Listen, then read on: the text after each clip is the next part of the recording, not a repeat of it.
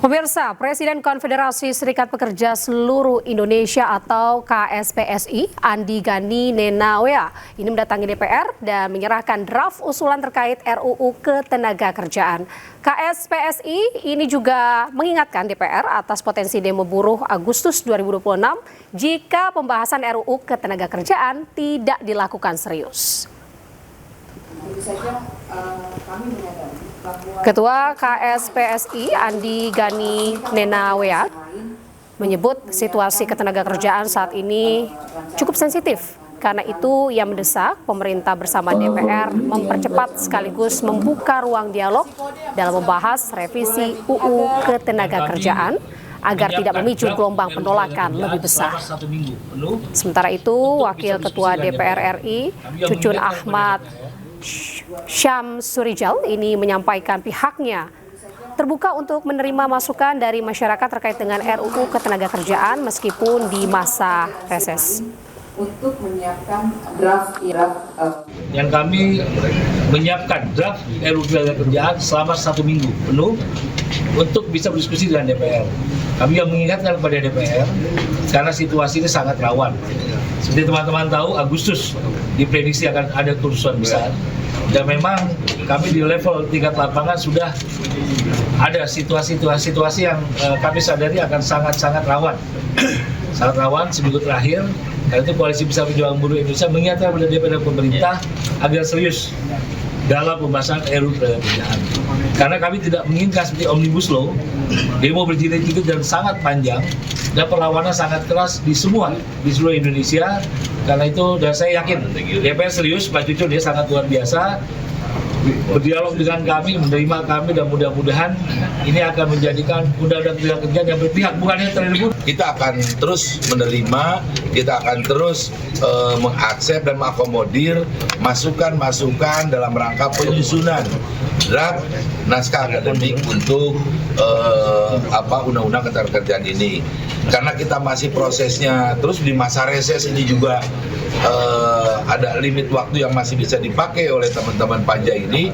Nanti ketika timus timsin, tetap kita ingin semua tetap memberikan masukan, kemudian harmonisasi di balik ini masih panjang juga, kembali lagi ke Komisi 9 dan kita akan paripurnakan menjadi usul inisiatif rancangan undang-undang ketenagakerjaan. Untuk keempat kalinya, tersangka dugaan fitnah ijazah Jokowi, Roy Suryo, kembali mengajukan gugatan pra-peradilan. Dan saya merasa Ex-Jampitsus Febri Adriansyah segera mengajukan 2 permohonan pra-peradilan.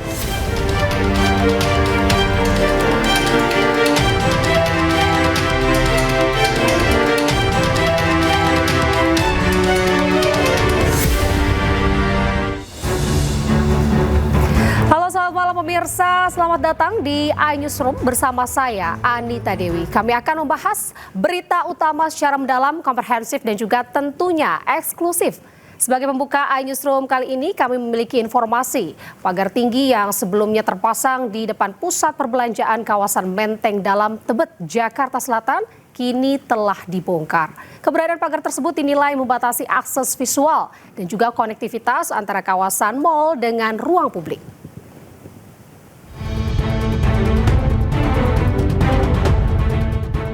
Pagar besi yang sempat terpasang dari gerbang masuk hingga gerbang keluar kendaraan roda 4 telah dibongkar.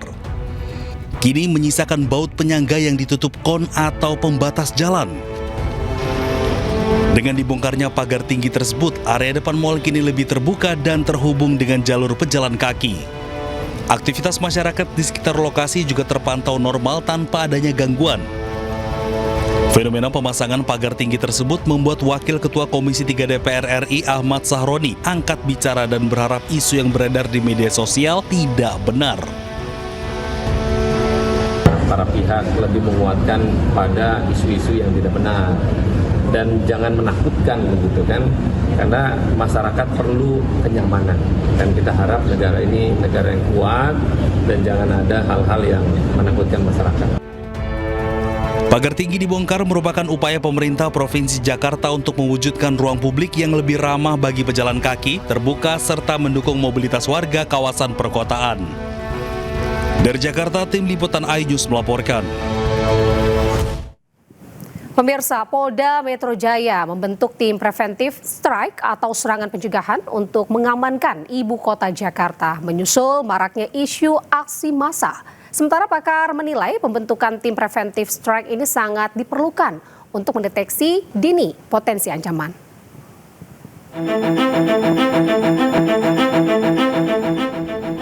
Polda Metro Jaya membentuk tim preventif strike atau serangan pencegahan untuk memastikan keamanan ibu kota Jakarta. Tim dibentuk usai maraknya isu aksi massa yang mencuat akhir-akhir ini hingga membuat sejumlah mal memasang pagar tinggi. Polda Metro Jaya menyebut dibentuknya tim preventif strike bertujuan untuk mendeteksi dini potensi gangguan dan upaya pencegahan terhadap ancaman. Pihaknya juga memastikan pembentukan tim tersebut bukan untuk membatasi kebebasan masyarakat di ruang publik. Senada dengan Polda Metro Jaya, pakar intelijen dan militer Susaning Tias Kertopati mengatakan pembentukan tim sangat diperlukan untuk mendeteksi dini potensi ancaman. Tadi yang disampaikan Mas, preventive strike dan preemptive strike ini gunanya adalah melakukan deteksi dini, deteksi awal. Ada tahapan-tahapan, mulai dari ambang gangguan, kita akan melaksanakan tindakan-tindakan preemptif, termasuk potensi gangguan, kita akan melakukan upaya-upaya pencegahan preventif. Kalaupun akan ada upaya represif, itu adalah ultimum remedium. Langkah terakhir yang dilakukan kepolisian dalam melakukan penegakan hukum.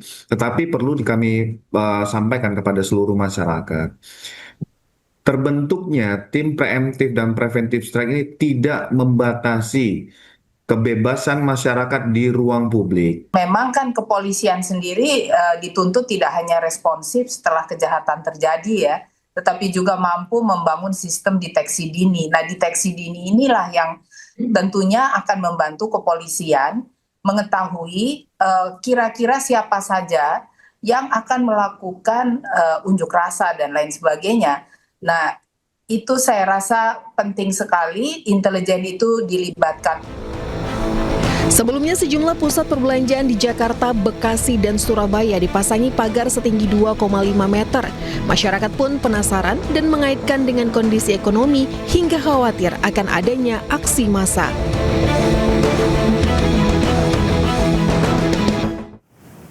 Pemirsa, maraknya isu aksi massa ini membuat pusat perbelanjaan di Jakarta dipasangi pagar tinggi. Polda Metro Jaya pun membentuk tim preventive strike untuk mengamankan ibu kota Jakarta.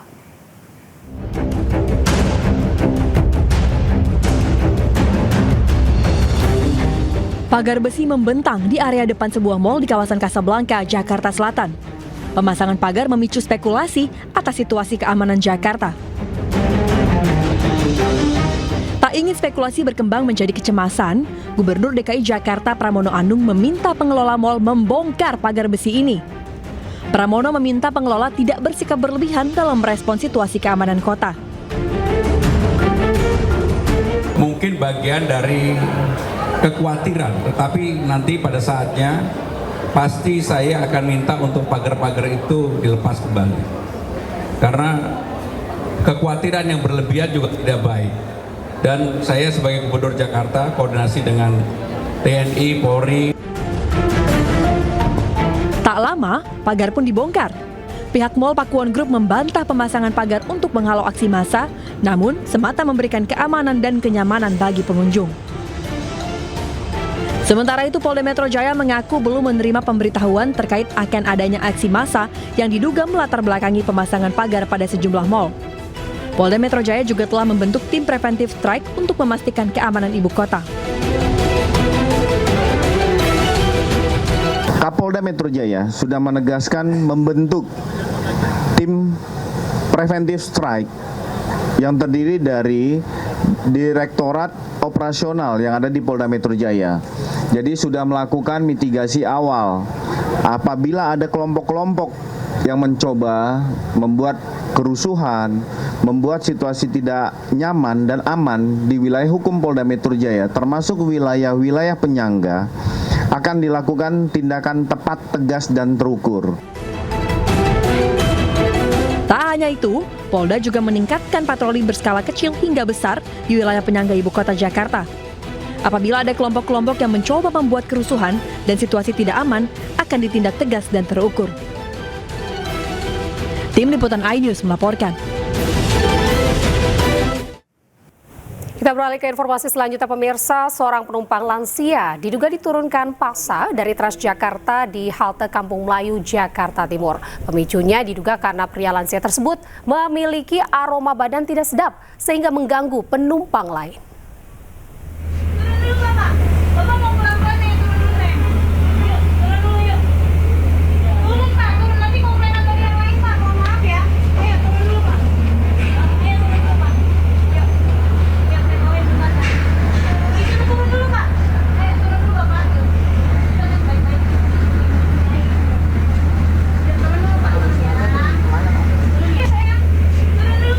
Viral di media sosial, petugas Transjakarta menurunkan paksa seorang penumpang lansia di halte Kampung Melayu, Jakarta Timur. Peristiwa ini terjadi pada Senin sore dan beredar luas di jagat maya. Penurunan paksa dilakukan diduga karena penumpang tersebut memiliki aroma badan yang tidak sedap hingga mengganggu penumpang lain. Usai diamankan, penumpang ini diketahui merupakan seorang tunawisma dan diserahkan ke dinas sosial.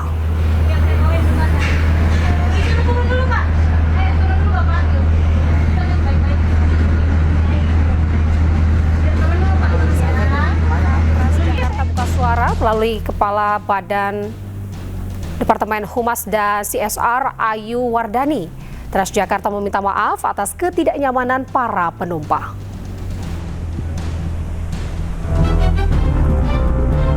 Tindakan penurunan paksa diambil petugas karena laporan dari penumpang lain akibat aroma badan yang sangat menyengat.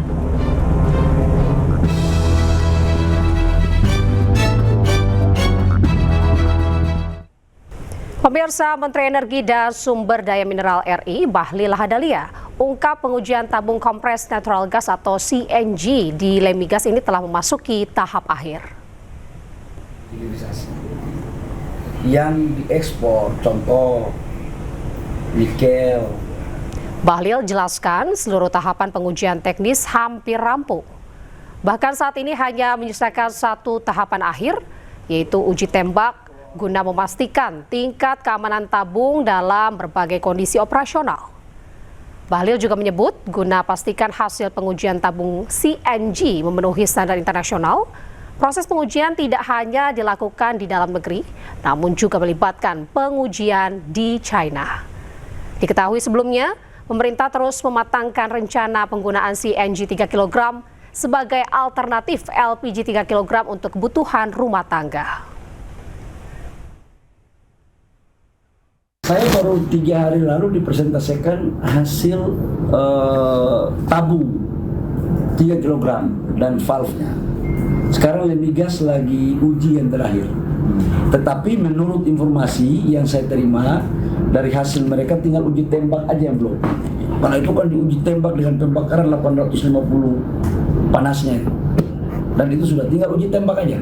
Itu di Indonesia atau di Cina Pak uji tembak? Pemirsa, Kementerian Hukum akan pelajari keputusan MK yang perintahkan pemisahan anggaran program makan bergizi gratis dari anggaran pendidikan dalam APBN. MK, kemudian setelah itu pasti akan pemerintah tidak mungkin akan berubah dan itu. Menteri Hukum RI Supratman Andi Aktas ini menyebut putusan tersebut akan dianalisis terlebih dahulu oleh Kemenkum sebelum hasilnya disampaikan ke Presiden Prabowo. Dia pun pastikan pemerintah akan memberi kepastian hukum sebagai tindak lanjut atas putusan anggaran MBG tersebut. Sebelumnya MK mengabulkan sebagian permohonan uji materi terkait program MBG dan memerintahkan agar anggaran program tersebut dipisahkan dari pos anggaran pendidikan dalam penyusunan APBN pada tahun-tahun berikutnya. MK juga tegaskan bahwa MBG bukan merupakan bagian dari komponen utama biaya operasional penyelenggaraan pendidikan. Terkait putusan MK, kemudian setelah itu pasti akan pemerintah tidak mungkin akan berubah dan itu memberi sebuah kepastian. Kan ada paling lambat 2028 Pak, tapi 2027 mungkin nggak sih Pak? Kan penyusunannya belum ya Pak? Sekarang kita serahin, nanti kita pelajari dulu. Kementerian Hukum berkewajiban untuk membuat analisis terkait dengan putusan MK. Setelah itu akan kita sampaikan kepada Presiden. Jadi ditunggu, sabar. Presiden udah tahu belum? Siapa? Soal putusan MK. Saya belum lapor, saya belum belum melaporkan hal tersebut. Tapi kemungkinan apakah sudah disampaikan atau belum, mungkin Kepala BGN atau mungkin. Pemirsa, Menteri Keuangan RI Purubaya Yudi Sadewa dikabarkan masuk dalam bursa calon gubernur Bank Indonesia. Sementara itu, saat ditanya soal BI akan ditempatkan secara struktural di bawah kementerian, Purubaya sebut hal tersebut terlalu dini dibicarakan. Ada pertimbangan. Kalau setiap bursa itu saya selalu masuk kemana-mana, tapi nggak pernah jadi. Jadi saya di sini udah syukur lah. Pak, soal insentif kendaraan listrik Pak, apakah cuma diberikan ke Katanya BI akan masuk ke kementerian Pak. Yang bilang siapa? Ada isu-isunya, gosip Pak. Nanti kita lihat lah perkembangannya seperti apa. Jadi saya terlalu dini kalau kita Kemungkinan besar nggak berarti. Jadi gini, ketika keadaan seperti ini kurang baik merubah sistem yang ada ya. Jadi harus perbaikin kinerjanya kita semua itu. Kita lebih dekat dengan BI, PJK, LPS, dan keuangan supaya kebijakannya lebih sinergis gitu aja. Pemirsa, Menteri Desa dan Pembangunan Daerah Tertinggal Yandri Susanto ungkap hingga akhir Agustus nanti pemerintah menargetkan penyelesaian sekitar 35.000 pembangunan 35.000 koperasi desa Kelurahan Merah Putih. Kita negeri yang sangat kita cintai. Ia menyebut Kopdes tersebut dilengkapi berbagai fasilitas penunjang seperti gudang, gerai pelayanan, armada logistik, dan juga sarana operasional lainnya. Sementara itu menurut Yandri, pengembangan koperasi Desa Merah Putih akan berjalan beriringan dengan pembangunan sektor pendidikan, pertanian, infrastruktur, dan juga pengembangan daerah tertinggal melalui kolaborasi lintas kementerian. Tapi kita terus memang antara Kemendes, Kemenkop, sama Agrinas, Pak Wapang terus koordinasi. Dan tadi masalah lahan yang kurang luas, kurang dari 1.000, tetap akan dibangun. Termasuk yang belum punya lahan kita akan cari solusinya. Jadi memang ini bertahap ya, tidak sekaligus. Tapi kita bersyukur tahun ini sudah selesai 35.000 insya Allah akhir Agustus. Itu luar biasa. Tidak lebih dari 1 tahun sudah menyelesaikan 35.000 gudang dan gerai koperasi desa lengkap dengan alat logistiknya, yaitu 1 truk, 1 pickup, dan 2 motor roda 3. Pemirsa, guna penghematan energi dan efisiensi, pemerintah memperpanjang kebijakan work from home bagi ASN selama sehari dalam sepekan hingga akhir September 2026. Meski demikian, pemerintah menjamin pelayanan publik tetap berjalan optimal selama penerapan WFH bagi ASN dijalankan.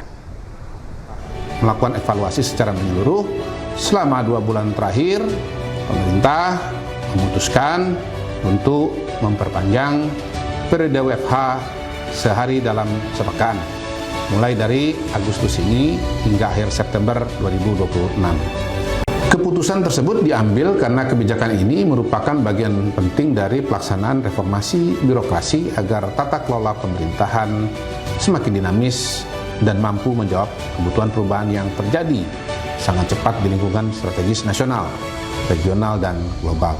Perpanjangan kebijakan ini juga mencerminkan komitmen pemerintah untuk terus mendorong penghematan konsumsi energi dan meningkatkan efisiensi belanja operasional. Perlu kami tegaskan, unit-unit yang memberikan pelayanan langsung kepada masyarakat seperti mal, pelayanan publik, layanan kesehatan, pendidikan, kependudukan, dan perizinan tetap penuh setiap hari kerja. Kita beralih ke informasi lainnya, pemirsa. Sidang pra-peradilan ketiga yang diajukan Roy Suryo terkait dengan tuntutan ganti rugi atas penangkapan dan juga penahanan ini kembali digelar di Pengadilan Negeri Jakarta Selatan. Persidangan beragendakan penyerahan kesimpulan dari pihak pemohon dan termohon. Sidang yang dimulai sekitar pukul 2 siang ini berlangsung singkat. dengan agenda penyerahan berkas kesimpulan kedua belah pihak. Usai sidang, kuasa hukum Roy Suryo, Ghafur Sangaji, menegaskan pra-peradilan ketiga hanya berfokus pada tuntutan ganti rugi sebagai konsekuensi dari putusan tersebut. Tim kuasa hukum Roy Suryo menyatakan menyerahkan sepenuhnya besaran ganti rugi kepada pertimbangan hakim. Sementara putusan permohonan pra-peradilan ketiga dijadwalkan pada Kamis 6 Agustus 2026.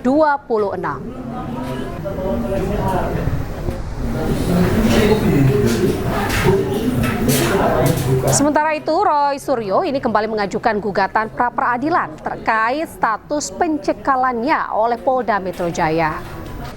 Sidang perdana akan digelar Jumat 7 Agustus. Roy menilai pencekalan terhadap dirinya ini layak diuji melalui mekanisme pra-peradilan. Ia juga ingin menguji prosedur penetapannya sebagai tersangka kasus tudingan ijazah palsu Presiden ke-7 Joko Widodo. Kubu Roy Suryo akan menjalani sidang pra-peradilan jilid 4 pada hari Jumat terkait pencekalannya oleh Polda Metro Jaya. Ini saya umumkan, nanti silakan dikonfirmasi ke Dr. Rifa dan juga kuasa hukumnya.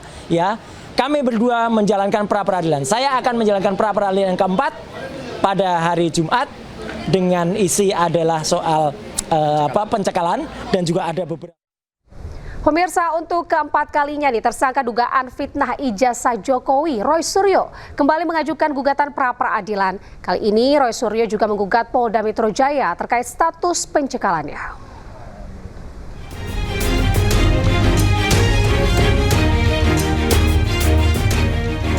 Tak berhenti, Roy Suryo kembali mengajukan gugatan pra-peradilan untuk yang keempat kalinya.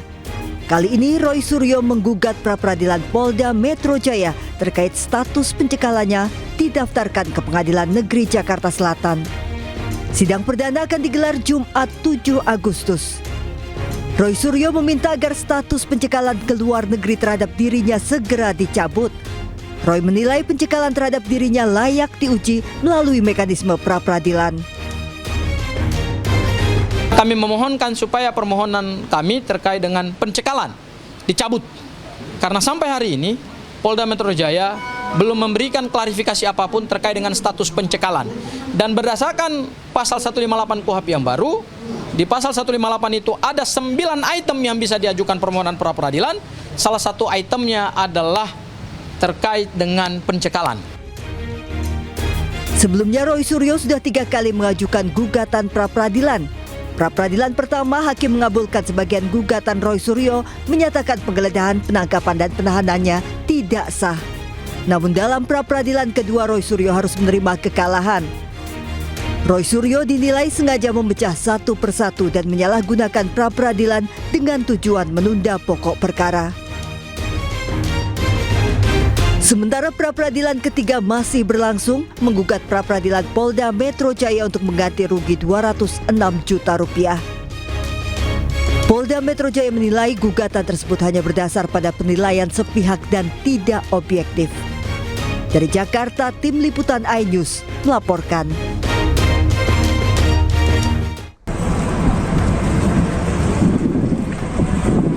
62 korban terbakarnya KMP Mutiara Sentosa II di perairan Sumeneb berhasil dievakuasi ke Surabaya. Rata-rata para korban tiba di Pelabuhan Tanjung Perak dengan kondisi lemas akibat lamanya terombang-ambing di lautan. Para korban yang tiba langsung mendapatkan perawatan medis. Saat kejadian, salah satu korban mengaku sempat bertahan di haluan kapal sebelum akhirnya memutuskan terjun ke laut. Dari dek 1. Dari apa itu Pak kira-kira? Tahu sudah asap. Oh. Itu area belakang kapal ya Pak? Lantai 1. Jadi tahu-tahu udah ada asap gitu Pak ya? Terus apa Pak yang dilakukan? Ya itu langsung ngambil penganan pelampung, naik ke atas semua. Itu ngambil ada yang merintah atau inisiatif sendiri Pak? Semua udah teriak. Oh udah teriak gitu? Pelampung. Oh gitu? Sampai terbakar, sampai di ujungnya aja. Gitu. Sudah tidak bisa bertahan, lompat semua. Menurut Basarnas, 62 korban yang tiba di Pelabuhan Tanjung Perak ini merupakan rangkaian evakuasi terakhir.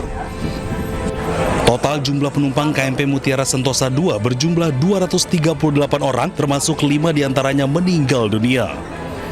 Dari Surabaya, Jawa Timur, Nur Syafi'i, iNews melaporkan.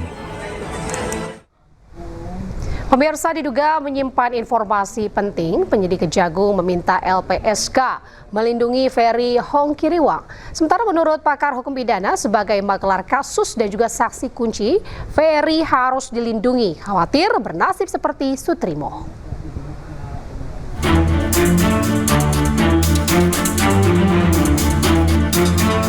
Setelah tim 9 Kejagung meminta LPSK melindungi Ferry Hongkiriwang, hingga kini Lembaga Perlindungan Saksi dan Korban itu belum juga mengiyakan permohonan Kejagung.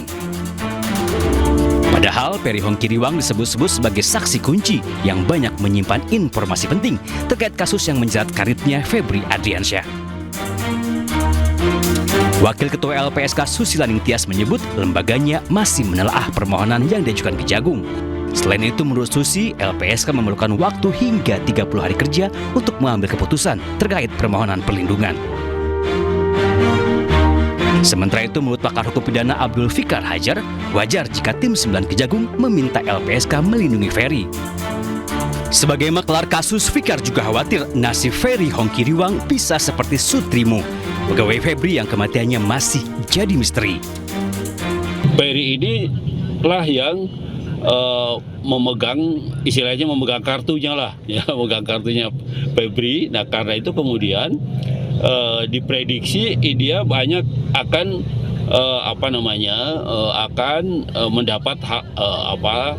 mendapat semacam gangguan lah dari orang-orang yang memang tidak menyukainya, orang-orang terutama yang dirugikan atas keterangan Ferry ini.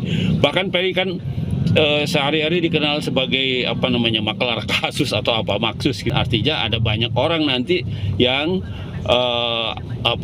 yang khawatir kasusnya akan terbuka lagi, ya, kemudian Ferry menjadi sasaran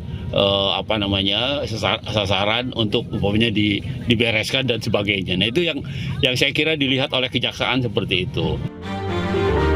Sebelumnya, Kejagung memeriksa Ferry Hongkiriwang sebagai saksi kasus pencucian uang Febri Adriansyah. Setelah selesai diperiksa, Kejagung meminta LPSK melindungi Ferry dengan alasan keamanan. Selain disebut berkawan dengan Febri Adriansyah dan Don Rito, Ferry juga dikenal sebagai maklar kasus untuk berbagai perkara yang ditangani oleh Febri Adriansyah. Tim Liputan iNews melaporkan. Pemirsa, 4 perusahaan milik Don Rito diduga menjadi tempat pencucian uang digeledah penyidik Kejaksaan Agung. Rangkaian penggeledahan ini untuk melacak aset dan juga aliran dana yang berkaitan dengan para tersangka.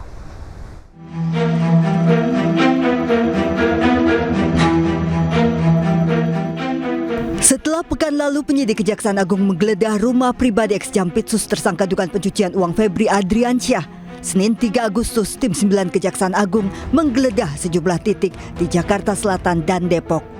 Tim 9 menggeledah 4 perusahaan milik tersangka Don Rito yang diduga menjadi tempat pencucian uang.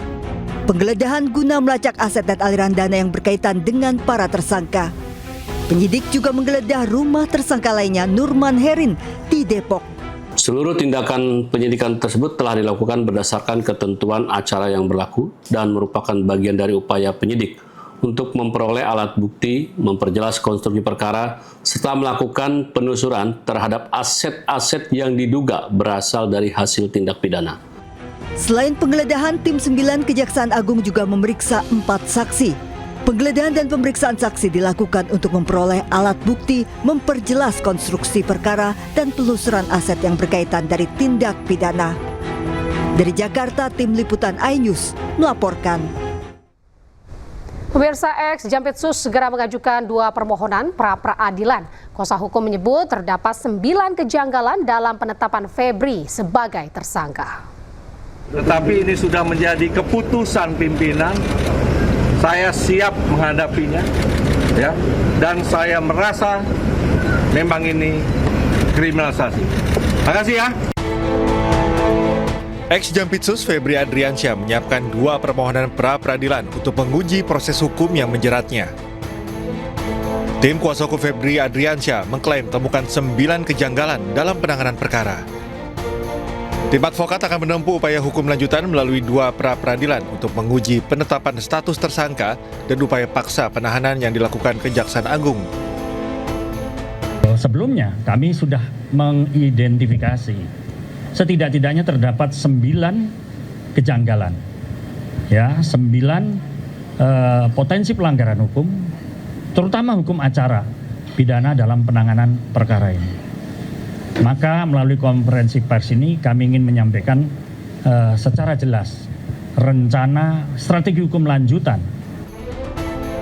Kedua permohonan akan diajukan secara terpisah. Pemisahan dilakukan karena objek dan tindakan hukum yang diuji berbeda, sehingga memiliki dasar pengujian masing-masing. Dari Jakarta, tim Liputan iNews melaporkan. Ini tambah banter ya. Kebakaran lahan terjadi di Blok Bantengan, Kabupaten Lumajang dan merembet ke kawasan Savana Bromo. Api membakar kawasan tersebut sejak Senin petang kemarin. Petugas gabungan dari Taman Nasional Bromo Tengger Semeru, BPBD Probolinggo dan Provinsi Jawa Timur sempat melakukan pemadaman ke titik api agar tidak menjalar. Namun kondisi vegetasi yang kering karena musim kemarau membuat api terus menjalar. Api bahkan merembet sampai ke Blok Watu Gede dan Teletabis Kabupaten Probolinggo.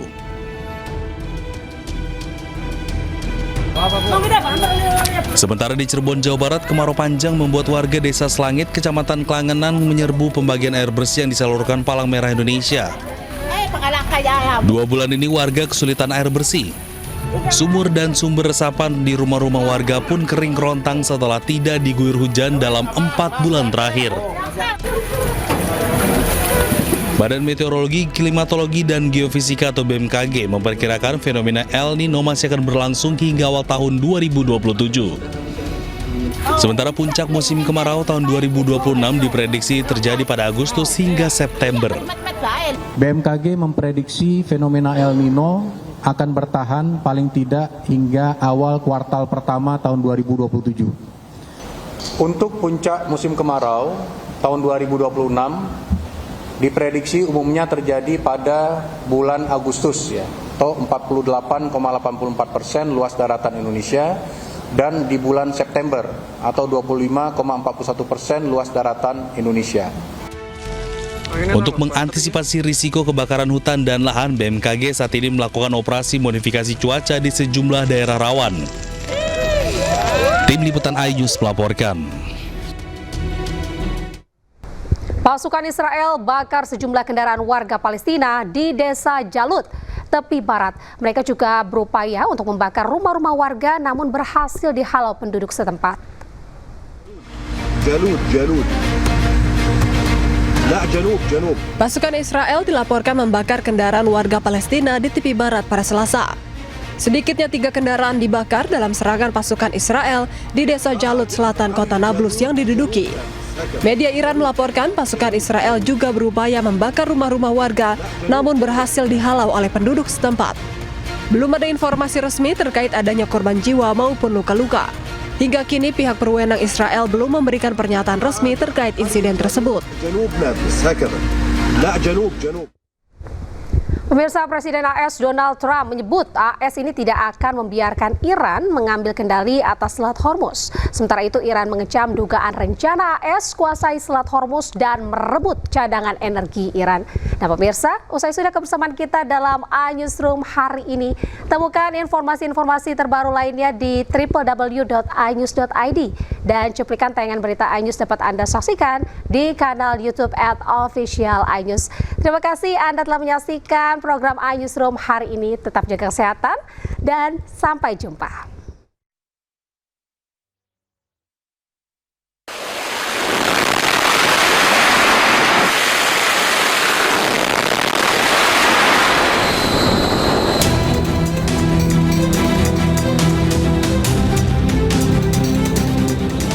Usai tanda tangan nota kesepahaman damai bulan Juni lalu, konflik antara Amerika Serikat dan Iran kembali memanas.